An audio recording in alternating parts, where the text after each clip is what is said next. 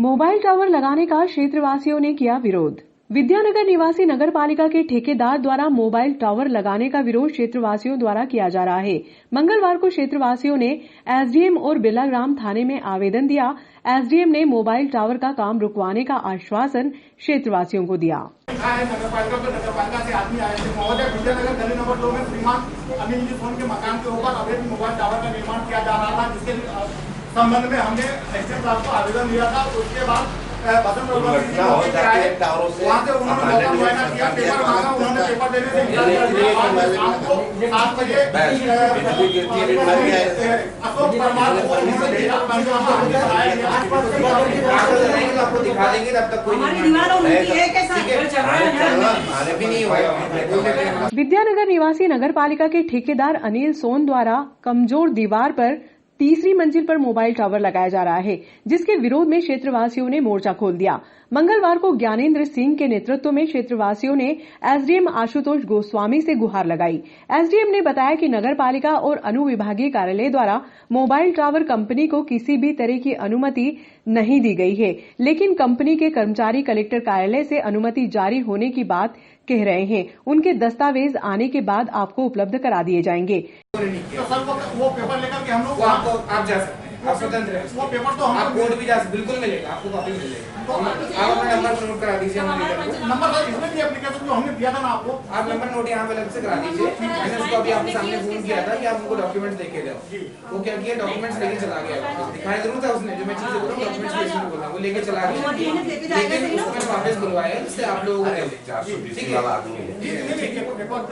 आप देख लें डॉक्यूमेंट्स वगैरह, आप उस हिसाब से कर सकते हैं। ठीक है। आज साहब ने बताया है कि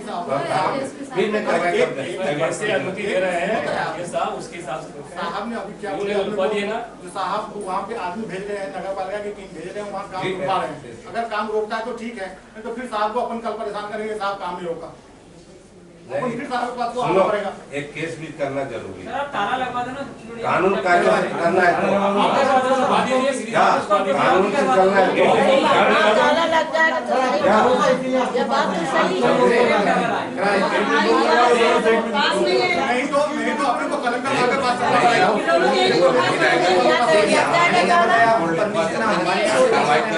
कानून कायदे से काम कानून के हिसाब से 2019 का सर्कुलर है, वो कहता है कलेक्टर कार्यालय में इनको परमिशन करनी है। बाहर से उनका ये कहना है कि हमको परमिशन मिल चुकी है। हमने ये बोला आप हमको कागज दे दो, परमिशन आपको तब तक कोई काम नहीं निजी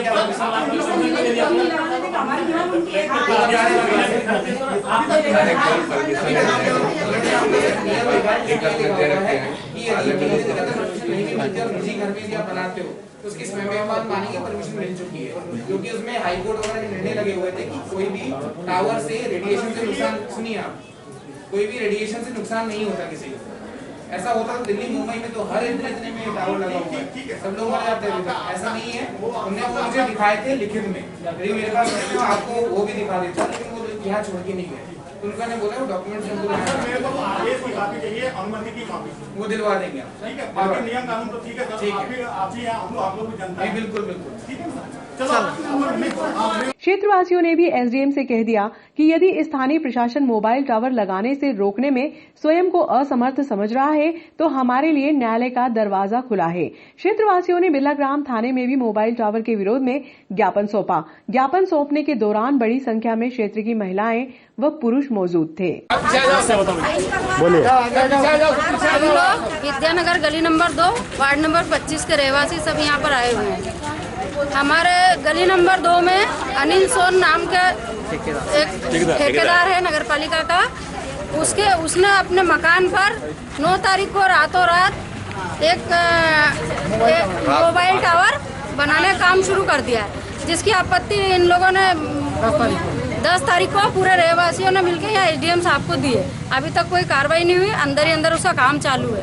अब ये हम लोग चाहते हैं कि वो टावर वहाँ से हट जाए, क्योंकि वो 3 मंजिल बिल्डिंग के ऊपर है। आज नहीं तो कल कभी ना कभी आने वाले समय में दुर्घटनाग्रस्त होकर जान हानि हो सकती है। जाएंगे कलेक्टर साहब से भी शिकायत करेंगे, उसके बाद भी हमारी सुनवाई नहीं होती तो हम यहाँ धरने पे बैठ जाएंगे। जब तक टावर नहीं हटेगा हम हमारा घर नहीं जाएंगे। ये मामला अवैध रूप से मोबाइल टावर खड़ा करने का विद्यानगर गली नंबर 2 में 9 तारीख को हमने सीएमओ साहब को फोन लगाया सीएमओ साहब को रात को 9 बजे 10:30 बजे हमने फ़ोन लगाया, साहब आपके ही ठेकेदार द्वारा अवैध निर्माण किया जा रहा है। रात को उन्होंने बोला कि मैं छुट्टी पे हूँ, मैं सोमवार को आऊँगा। 10 तारीख को हमने सुबह एसडीएम साहब को आवेदन दिया, तो साहब ऐसी बात है, ये एप्लीकेशन दिया, हम लोग मोहल्ले वासी आए यहाँ पे। 11 तारीख को कुछ काम नहीं हुआ। 12 तारीख को बसंत रघुवंशी जी मौके मुआयने पे गए थे, मौका मुआयना किया उन्होंने। मौका मुआयना करने के बाद वो वापस चले आए, उनको वहाँ कुछ भी नहीं मिला, लेटर नहीं मिला और मोबाइल टावर वालों से बात नहीं हुई। शाम को 7 बजे नगर पालिका के कर्मचारी मिस्टर अशोक परमार द्वारा वहाँ गया और पंचनामा बनाया गया कि ये बिना अनुमति का काम हो रहा है।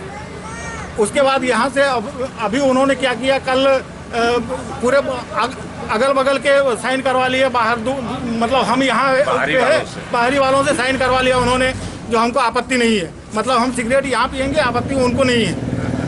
तो ऐसा किया हो उन्होंने।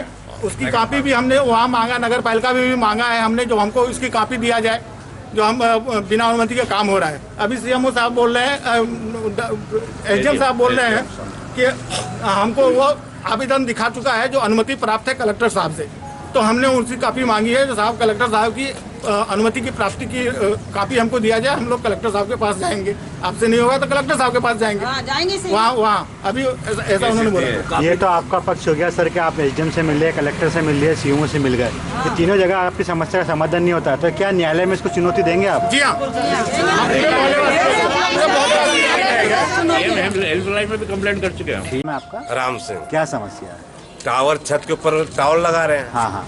अब पब्लिक कितने ना, विद्यानगर, अमरोदिया रोड, और कितने पब्लिक कितने इससे बीमारी कितने फैल रहा है। गरुआ बच्चों का, छोटो बच्चों सर वो सब क्लियर। आप कहीं जा रहे थे पुलिस शिकायत दर्ज कराने, कहाँ जा रहे हैं आप शिकायत दर्ज? थाने पे जाएंगे। क्या नाम है आपका? राम सिंह। और क्यों जाएंगे हम? तो साफ बात है, यही बैठेंगे हम। तो वो हटना चाहिए, बिना अनुमति का बना रहा, क्या मतलब है?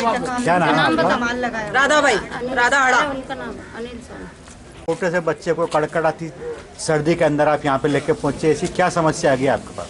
सर हमारे घर के पास में मोबाइल टावर खड़ा हुआ है, जो कि फोन पे अवैध है, और जो 4 इंची दीवारों के 3 मंजिला भवन पे खड़ा है, जो कि बिल्कुल गलत है। हवा आंधी आएगी तो गिरेगा। और मेरे घर में छोटे बच्चे, माँ, बुजुर्ग है, 70 साल की उम्र के आयु है उनको अस्थमा की बीमारी है, इसके रेडिएशन से बहुत सारी खतरनाक बीमारी पहले से होती है।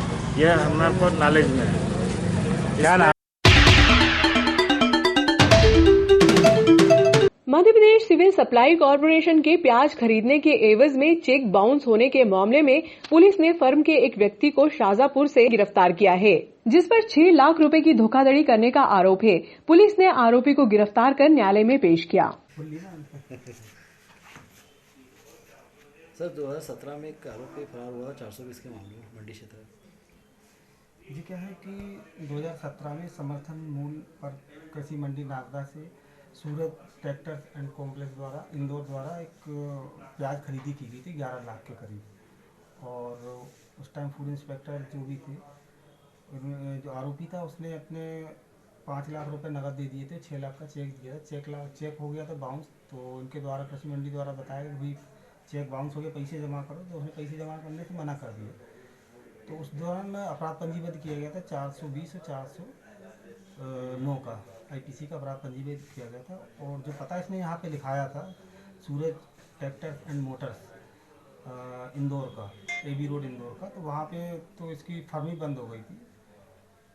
पुलिस लगातार तलाश करती वहाँ से तलाश करने और जानकारी थोड़ी बहुत जो लगी मुखबिर द्वारा कि भोपाल में रह रहा है, तो भोपाल में तलाश किया। फिर पता लगा कि इंदौर में, उज्जैन में रह रहा है, उज्जैन में तलाश किया। जब कोई जानकारी नहीं लगी तो वरिष्ठ अधिकारियों को बताया गया। तो वरिष्ठ अधिकारी द्वारा, पुलिस अधीक्षक महोदय द्वारा काफ़ी टेक्निकल आधार पर सभी बैंकों से हम लोगों ने जानकारी प्राप्त की।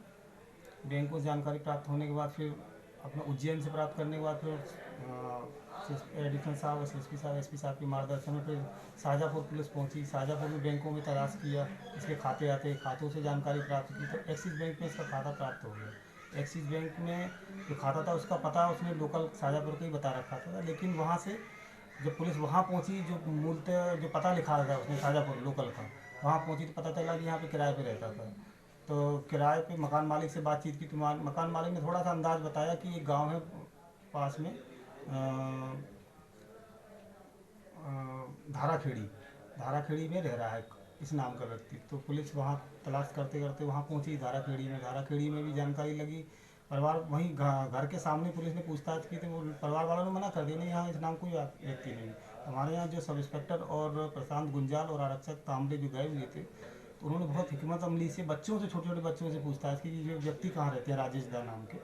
तो उन्होंने बताया साहब जी मकान है। तो पुलिस ने वहाँ जाके दबिश दी, तो उसको वहाँ से लेके आए और उसने फिर अपना जुर्म और पूरा डिटेल स्वीकार भी किया है कि हाँ हमारे द्वारा ऐसे वहाँ पे हमने खरीदी की थी और 6 लाख रुपए रह गए थे तो हमने नहीं दिए थे और अन्य कारण बताया उसमें। प्रथम दृष्टया इसको मौके पर वहाँ पर पुलिस ने गिरफ्तार किया, वरिष्ठ अधिकारियों को अवगत कराया, संबंधित थानों को अवगत करा के फिर यहाँ पे लेके आया, न्यायालय पेश किया जा रहा है उसको।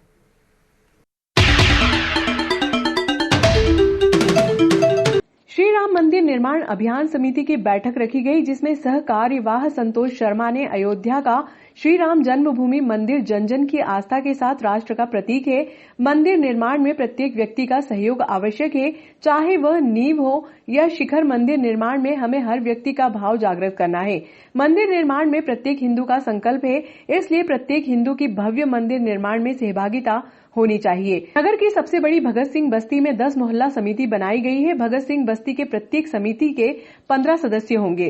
बैठक की जानकारी बस्ती संयोजक दीपक चौधरी ने दी। भगवान राम के मंदिर निर्माण को लेकर पूरे देश में एक राष्ट्रव्यापी अभियान चल रहा है और उसी तात्पर्य आज इस मोहल्ले की रखी गई है, जिसमें भगवान राम के चरित्र, उनके मूल्य घर घर तक पहुँचे, एक एक हिंदू समाज तक एक एक घर तक पहुँचे और इस पूरे अभियान में वे सहभागी हों। इस बैठक का और इस अभियान का उद्देश्य जैसा इन सबका उद्देश्य, सभी का उद्देश्य, संगठन का उद्देश्य है कि राम मंदिर का जो भव्य निर्माण होने जा रहा है, इसमें हर हिंदू मानस का, हर व्यक्ति जो हिंदुस्तान में रहता है, राम राज्य की स्थापना चाहता है, उन सबका सहयोग, उन सबकी उसमें भागीदारी हो।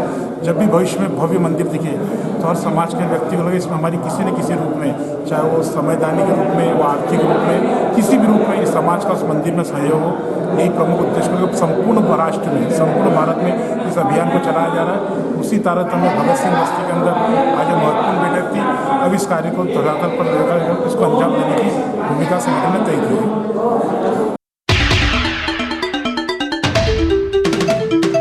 गांव डाबरी में मोटरसाइकिल टकराने की बात को लेकर 2 व्यक्तियों ने एक मत होकर चंबल मार्ग निवासी एक युवक के साथ मारपीट की।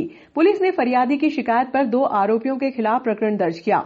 चंबल मार्ग निवासी मोहम्मद शाहरुख पिता मोहम्मद सलीम मंगलवार की शाम को गांव डाबरी से नागदा की ओर आ रहा था कि डाबरी में उसकी बाइक गांव के एक युवक की बाइक से टकरा गई। युवक ने अपने साथियों के साथ मिलकर शाहरुख बिलाल पिता मंजूर शाह, शोएब पिता साबिर शाह के साथ मारपीट की। डायल 100 की मदद से घायलों को सरकारी हॉस्पिटल में भर्ती कराया गया। बिलाग्राम पुलिस ने शाहरुख की शिकायत पर आरोपी उदय सिंह पिता दयाल सिंह, दिलीप गुर्जर पिता पन्नालाल गुर्जर के खिलाफ प्रकरण दर्ज किया। आपका मोहम्मद शाहरुख। क्या हुआ शाहरुख को, ये कैसे चोट वोट लगी आपकी, क्या मामला है? गाड़ी लेके जा रहा था काम करने। कहाँ पे? ये चौपल सागर के आगे। हाँ। तो पीछे से मोटरसाइकिल लेके भरा गए। हाँ। तो फिर गाली गुप्ता करने लगे। हाँ। तो हमने उनसे बोला कि देख लो गलती तो तुम्हारी ज़्यादा है, फिर हम काम हम करवा देंगे, तुम्हारा इलाज करवा देंगे। तो उन्होंने उसके गाँव से बुला लिया 8-10 जने और 8-10 जन आके हमारे को मारने लग गए और हमारे को उन्होंने मारा, उंगली फाड़ दी, पाइप मारा, 3 जनों को मारा। 3 कितने लोग थे वो? 8-10 जने थे। उनने गांव से भी बुला लिए वो और मार कुट के न भग गए। कहाँ पे हुआ घटनाक्रम? ये अपने चौपल सागर का क्या बना घंटा के सामने। मेरा नाम शोएब शाह। क्या हुआ भैया? वो उन्होंने मारा, गाड़ी से आते नहीं तो हमने धीरे धीरे हमारी गाड़ी, तो उन्होंने एकदम भरी नहीं। तो सरक ने बोला कि क्या हुआ तुम्हारा, तो ज़्यादा दूर लगी, उनको संभाला नहीं तो गाड़ी वाड़ी निकाली। तो इतने में हम बैठे ने उनको देखा तो उन्होंने छोरे बुला लिए मारने के, छोरे मारने के लिए। तो शाहरुख भाई के एकदम काल पकड़ मारने के, शोएब भाई गए तो शोएब भाई को मारा। तो मैं छुड़ाने का तो मेरा हाथ पे कलेज मार दी, लड़की ने मेरे को मारा और उन्हें एकदम बोलने लगे तो भग गए वो सब। क्या मामला हुआ? हम गाड़ी से जा रहे थे तो हमारे एक तो पीछे से भर दी उन्होंने, हम स्लो ही थे, वो बहुत स्पीड से आ रहे थे, मतलब 100 इतनी स्पीड थी उनकी, मतलब मोटरसाइकिल बाइक की। भरा गए वो हमारे में, तो गिर भी गए हम ने। फिर हम जाने लगे, मतलब हमने समझाया उनको, नहीं समझ में उन्होंने बुला लिया और डंडे ने लटने ले लेके आ गए और हमको मारने लग गए और कोई छुटाने वाला भी नहीं था वहाँ पे।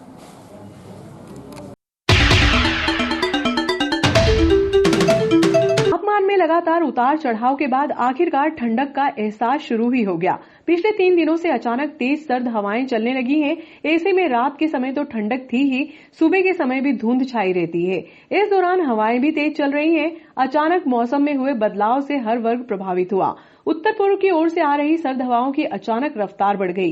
पहले जो हवाएं 15 से 16 किलोमीटर प्रति घंटे की रफ्तार से चलती थी, वही सर्द हवाएं अचानक से 10 किलोमीटर यानी दोगुनी रफ्तार से चलने लगी हैं। ऐसे में लोगों को तेज ठंडक का एहसास हुआ। दिन और रात के समय बादल छाए रहे। तापमान में गिरावट का सबसे ज्यादा फायदा किसानों को होगा।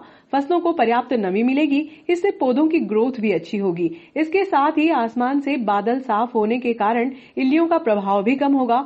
मौसम विभाग के रिकॉर्ड पर नजर डालें तो इस साल अब तक पिछले साल की अपेक्षा ठंडक कम है। पिछले साल 20 नवंबर 2019 तक अधिकतम तापमान 27 डिग्री और न्यूनतम 10 डिग्री रिकॉर्ड किया गया था, लेकिन इस साल रात का तापमान 12.5 डिग्री रिकॉर्ड किया गया है।